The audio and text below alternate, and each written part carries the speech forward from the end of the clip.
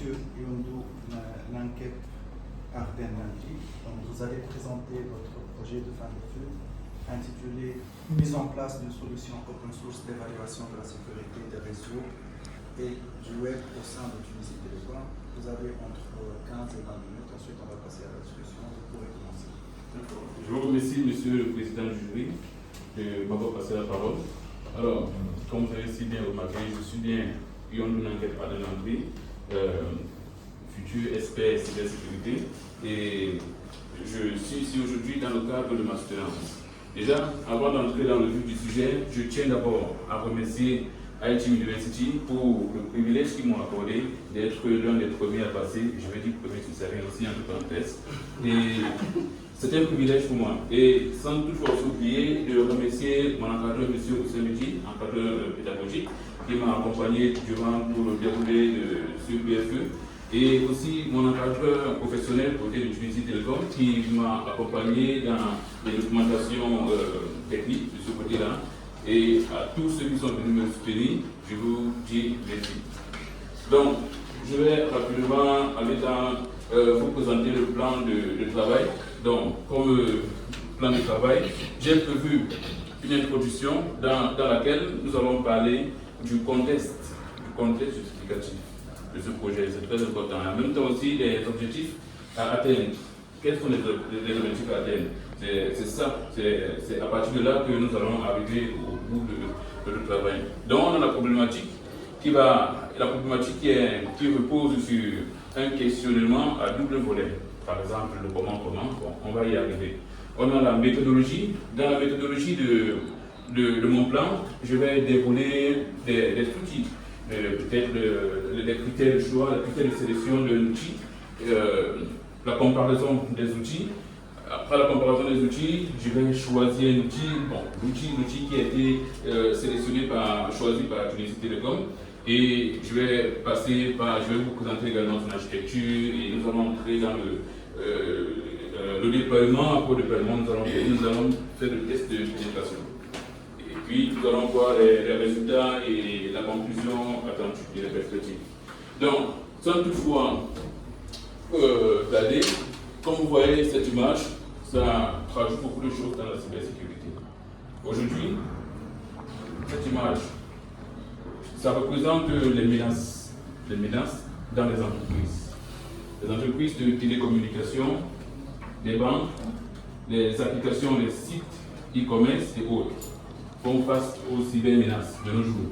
C'est d'où découle le contexte de ce projet venant de Tunisie Télécom. Par la suite, quels sont donc les objectifs à atteindre? Les objectifs à atteindre, c'est de mettre en place un outil open source qui va évaluer les systèmes de sécurité, réseau, applicatifs, et comment, après avoir mis l'outil en place, qu'est-ce qu'il faut faire par la suite? Il faut l'utiliser. Donc, ma problématique va énumérer ces deux problèmes-là. Comment mettre en place l'outil et comment utiliser cet outil. C'est ça le but. Voilà. À côté de ça, il y aura d'autres choses qu'on devrait évoquer. Et là, je vais d'abord entrer dans la méthodologie de mon travail en vous parlant légèrement des critères de choix. Donc, au niveau des critères de choix, de sélection d'un outil de test d'évaluation de la sécurité, pour qu'un outil ait sa valeur, vous devez lui donner son efficacité. Il faut bien que cet outil soit efficace lors de son utilisation. Et aussi, l'outil doit être flexible. Il faut aussi parler du coût, parce qu'en même temps, je suis en train de travailler sur l'outil open source. Et l'outil doit répondre aussi aux critères de gourmandise. L'outil ne doit pas être gourmand en ressources. Voilà. Et mon outil que je vais vous présenter par la suite aura plusieurs fonctionnalités, donc je vais énumérer par la suite. Et puis, je vais faire d'abord quelques comparaisons avec les outils existants.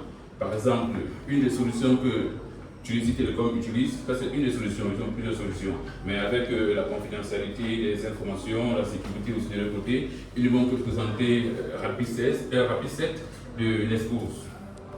Donc, le Rapid 7 de Nespose C'est un outil de scan, de test de pénétration très efficace, mais très gourmand en ressources et aussi difficile au niveau de ses complexe, je vais utiliser le mot complexe au niveau de son déploiement et de sa configuration. Et à côté de Rapid7, on a également Nexus, le Nexpose. C'est un très beau outil. J'aime utiliser parfois ça aussi. Il est aussi bien, il fait des tests de pénétration web, mobile, réseau et j'en passe. Et il est aussi gourmand en ressources. Et à côté de ça, on a WPS Scan, qui est un outil qui teste généralement la sécurité des applications web, surtout les applications web développées avec du WordPress. Donc je profite à partir de cet outil-ci pour sensibiliser mes développeurs WordPress. Faites attention parce que votre secret est ici. Et puis, on a également Zap, qui est un très bon outil de test de pénétration orienté web. C'est un très bon outil utilisé dans beaucoup d'entreprises dont j'ai essayé de faire des statistiques. Mais sauf que l'outil que moi je vais utiliser n'est pas parmi ces outils-ci. C'est un outil en général, en réalité, qui regroupe tous ces outils et plusieurs autres outils. Ça, c'est déjà une première particularité de mon outil. Cet outil-là s'appelle Joker. Quand on parle de Joker, on parle d'un carrefour. Quand on parle d'un carrefour, on parle d'un ensemble d'outils. Donc, Joker, c'est mon outil. C'est un outil, c'est un framework open source également, qui permet également à l'intégration qui permet de personnaliser, intégrer d'autres outils, qui a les fonctionnalités de test d'évaluation, des fonctionnalités d'exploitation et autres. En même temps, il a aussi une autre particularité, c'est le brute forcing. Donc avec lui, je peux intégrer des outils de brute forcing pour casser les mots de passe et accéder à des systèmes d'authentification. Donc c'est vrai qu'il a aussi quand même une petite limite, c'est au niveau de son rapport. Son rapport n'est que généré pour le moment, ça c'est pour le moment, en HTML. Et donc, ce qui fait que je ne peux pas encore faire des générations de rapports en PDF, ça c'est pour le moment. Mais c'est un projet qui est toujours au laboratoire et je vais y penser par la suite. Donc ça c'est l'architecture, de mon outil. Comme vous pouvez bien le constater, c'est un outil qui regroupe, c'est un framework qui contient à lui seul plus d'une cinquantaine d'outils. Et donc j'ai la possibilité d'intégrer encore d'autres outils, mais donc cette possibilité. Bon, là, il y a un certain nombre de code qu'il faut entrer et faire tout ce qu'il faut faire. Et puis, il a la possibilité également de faire des techniques de brute forcing. Il a la possibilité de se connecter directement aux plateformes de mitre d'attaque. Par exemple, les plateformes CVE, pour confirmer les vulnérabilités qui ont été détectées. Et il fait également le filtrage. De vulnérabilités détectées. Parce qu'il y a des outils comme quelques outils que j'ai cités précédemment qui détectent les vulnérabilités, mais qui détectent ce qu'on appelle généralement les faux positifs, les faux négatifs, et qui perdent le temps lors d'un travail de pentesting. Donc ce qui fait que lui, à travers l'ensemble d'outils que lui contient, il fait les filtres de vulnérabilité et autres. Donc en même temps, comme je l'ai dit précédemment, il affiche généralement son rapport en HTML pour le moment. Mais le laboratoire n'a pas encore terminé avec le travail là-dessus. Donc, là, je passe au déploiement de cet outil. Bon. Ici, cet outil Joker, c'est un outil qui fonctionne le plus souvent sur les systèmes Linux et qui utilise les containerisations. Donc, je vais déployer sur Docker. Et comme vous pouvez bien voir la première ligne de code, cette ligne de code là, ça c'est le téléchargement du fichier Docker couteau/Docker. Et puis, lorsque je fais le téléchargement de cet outil, de ce fichier, je dois l'exécuter avec plusieurs options. Il y aura aussi des mises à jour qui vont prendre en compte. Et après, je vais passer par l'intégration des outils. Donc, au niveau de l'installation maintenant et l'intégration des outils, j'ai mes commandes là, qui me permettent d'ajouter, si je veux, intégrer les outils manuellement. Je peux choisir quel outil j'ajoute dans mon framework pour qu'il soit plus efficace. Là, ça dépend de moi, parce que chacun est libre de personnaliser le framework à sa façon. je peux, si je vois que c'est un peu plus fastidieux et que j'ai plein d'outils à intégrer dans mon framework, je peux utiliser cette commande ici avec plutôt slash photo, le tiret photo, pour qu'ils prennent en compte l'intégration de tous les outils. Mais sauf que ces outils-là sont d'abord, ces outils-là, au préalable, doivent être déjà dans un système comme par exemple Kali, parce que Kali, pour le moment, contient déjà plusieurs autres outils. Et si je veux intégrer les outils de Kali dans mon framework, je vais utiliser la troisième commande ici avec le tiret auto et il va prendre en compte. Après, lorsque j'ai fait cette intégration des outils que moi j'ai choisi, j'ai la possibilité, je dois pas que j'ai la possibilité, je dois même faire la mise à jour. Donc ils prennent en compte la dernière version des outils en question. Et c'est à partir de là que je peux tester, je peux déjà, avant de faire les tests, je dois aussi afficher, je peux appliquer cette commande ici pour voir la liste des outils. La liste des outils que j'ai choisi d'intégrer dans mon Docker. Voilà, parce que je peux avoir certains outils qui ne me servent pas vraiment et qui vont me perdre le temps lors de l'utilisation. Donc, c'est la raison pour laquelle je peux aussi appliquer cette commande ici pour afficher ces outils. Mais ce qui est aussi important par la suite, c'est de savoir, après le déploiement, qu'est-ce que je peux donc, comment est-ce que je peux utiliser cet outil-là? C'est la raison pour laquelle je dois d'abord commencer par lister la liste, je dois d'abord afficher la liste des services que moi je peux exploiter. C'est un outil qui exploite, qui teste la vulnérabilité, les vulnérabilités de plusieurs outils, et puis c'est la liste des outils que je peux exploiter pour le moment. Oui, donc si je fais un test de pénétration ou autre, je dois me référer à cette liste-ci. Oui, ça c'est très important. Sinon, je vais faire des tests qui ne seront pas utiles à moi, qui ne vont pas marcher. Et puis, je vais commencer à apporter des critiques. Donc, c'est ça qui est important.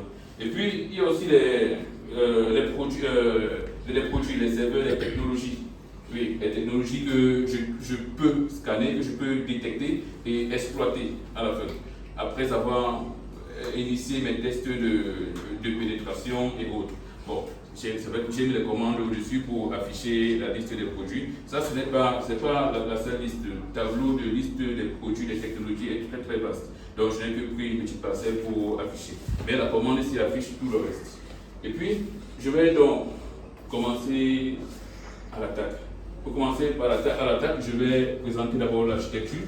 L'architecture que j'ai réalisée, qui a été réalisée et sur l'architecture sur laquelle je m'appuie pour faire mes attaques. Donc, je l'ai monté sur GNS3, vous pouvez bien remarquer, je l'ai monté sur GNS3 et j'ai mes agents.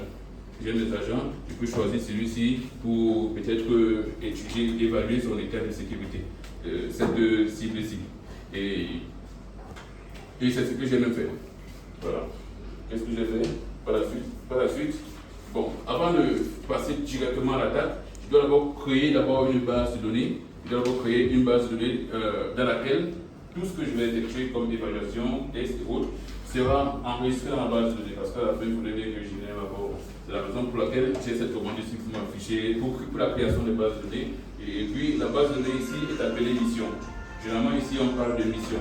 Donc, j'ai créé, moi personnellement, je vais créer ma mission qui est appelée ADN. Donc, avec l'option "-A", c'est l'ajout d'une mission dans la base de données. Moi, j'ai choisi pour ma charité mon nom, ADN. Donc là, j'ai créé ma mission et puis je suis dans le mode exploitation de ma base de données. Maintenant, qu'est-ce qui se passe? Je commence par l'attaque. Oui, l'attaque consistait tout simplement à cibler pour le moment une machine vulnérable. Bon, j'ai choisi par défaut une machine qui est volontairement vulnérable parce qu'avec, comme vous avez dit, plus haut, avec la confidentialité de Judici Télécom, il ne peut pas te donner l'accès de faire un test sur la machine. Voilà, donc j'ai été autorisé à faire une attaque directement sur une machine qui est volontairement vulnérable. Et là, c'est Metasploit 2. Et là, la commande que j'emploie, c'est toujours la commande en respectant la syntaxe de base et l'option attaque, parce que ce sont les attaques pour faire l'évaluation. Donc, j'applique la commande, l'option, je signifie la cible, qui est target, je mets la cible, je choisis le service S pour service, le service, et puis je lui demande d'ajouter toutes les informations, les résultats dans ma base de données ALEN. Donc, là, lorsque je lance cette attaque, l'attaque va s'initier. Et lorsque l'attaque va s'initier, il y aura tout un processus qui va se passer. Il va y avoir un check un check de l'existence de ma cible. Est-ce que la cible même d'abord existe même? C'est même d'abord ça la première question. C'est ce que l'outil va essayer de vérifier. Et lorsqu'il va faire les vérifications, il va constater que, c'est vrai, ça c'est une cible qui est atteignable, voilà, il est dans le réseau. À partir du port 21, tu peux l'atteindre. Et il me demande, est-ce que tu veux vraiment l'attaquer? Ça, c'est moi qui ai décidé. Petit oui, petit donc, et je choisis dis oui.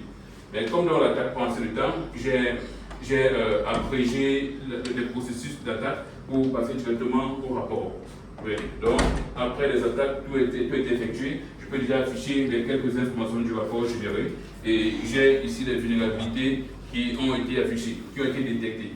Et lorsque j'affiche les vulnérabilités qui ont été détectées, ça veut dire que mon outil a répondu présent aux attentes des objectifs. C'est ça que ça veut dire. Déjà, et puis par la suite, je continue. Maintenant, toujours dans le cadre de mon travail, j'exploite cette vulnérabilité pour voir effectivement si c'est une vulnérabilité exploitable ou pas. Parce qu'il y a, je vous l'ai dit plus haut là, qui est le mythe des CVE. Bon, je vais aussi arriver là-bas à la suite. Donc, j'ai les vulnérabilités qui sont présentes là. Je fais les attaques et j'ai aussi eu la possibilité, lors de mon évaluation, détecter les mots de passe. Les mots de passe, j'ai cassé avec mes méthodes de brute forcing, cassé les mots de passe avec les identifiants. Donc, c'est la raison pour laquelle je profite encore pour sensibiliser une fois de plus mes constructeurs de plateformes web du vraiment les mots de passe administrateurs qui s'utilisent parce que moi, mon outil, ça casse beaucoup de mots de passe. J'ai tellement de plateformes intégrées qui font beaucoup de comparaisons dans les bases données, les mots de passe et autres. Donc, voilà, il y a 3 mots de passe que j'ai détectés avec les identifiants et ça a marché. Donc, par la suite, ça c'est au niveau de l'exploitation. Bon, là, ils sont en train d'exploiter la vulnérabilité qui a été détectée tout à l'heure là, derrière. Je l'exploite, je fais d'abord une vérification si effectivement la vulnérabilité existe avec quelle criticité. Parce que lorsqu'on parle de vulnérabilité, il faut aussi parler du score. Moi, je suis dans le BITRE CVSS. CVSS, Common Vulnerability Scoring System. Donc, ce qui fait que je compare la vulnérabilité au niveau du score, il me dit que c'est excellent. La vulnérabilité est excellente. Donc, si c'est une vulnérabilité excellente, je peux l'utiliser. Et s'il peut l'utiliser, je l'utilise. Voilà. Donc là, je suis en train de l'utiliser. Utiliser cette vulnérabilité, je configure quelques paramètres pour signaler que cette vulnérabilité est potentielle. Donc, j'effectue quelques configurations, je définis le port, une adresse site, et ainsi de suite, et je pénètre au système cible. Là, je suis dans le système cible. Et puis, par la suite, donc ça, c'est ce qui était de la méthodologie, et puis je vais rapidement présenter les résultats. Et au niveau des résultats, cette vulnérabilité, vous pouvez l'étudier, la comprendre sur le site mitre-cve.org. Voilà. Vous pouvez prendre ça, checker. C'est une vulnérabilité qui a été découverte en réalité en 2006 et voilà son identifiant, c'est 1794. Et puis, au niveau du mythe d'attaque CVSS, il m'a donné un score de 5.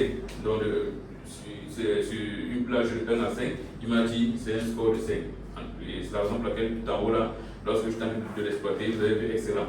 Donc, c'est exploitable. Et là, comme recommandation, des conseillers par rapport à la vulnérabilité qui a été détectée, de faire des recommandations liées à ça. Donc les recommandations ne sont pas toujours pareilles pour tout type de vulnérabilité qu'on détecte. Donc ici, il est conseillé pour cette cible-là, la personne qui est à l'origine de cette machine, de faire les mises à jour de ce logiciel, de configurer ses firewalls, de mettre en place un système de réponse aux incidents, un CIEM, et aussi la sensibilisation. On ne fait rien sans sensibiliser aussi les utilisateurs. C'est très important. En fait, c'est aussi notre rôle. Donc, comme conclusion, je dirais qu'il était question pour moi de mettre en place un outil open source d'évaluation de la sécurité, de la sécurité réseau et application web, et de le tester, de vérifier son efficacité et de se rassurer que tout respecte les normes, les standards internationaux, et aussi comme perspective, nous sommes aussi en train de voir comment intégrer l'idée de l'intelligence artificielle pour qu'il soit encore plus automatisé dans d'autres de ses fonctionnalités. Donc là, on a quelques références que j'ai utilisé également, surtout pour les mythes, pour l'attaque et autres. Et je vous remercie pour votre attention et je suis disponible pour les débats et discussions. Merci, merci Monsieur Yondo pour cette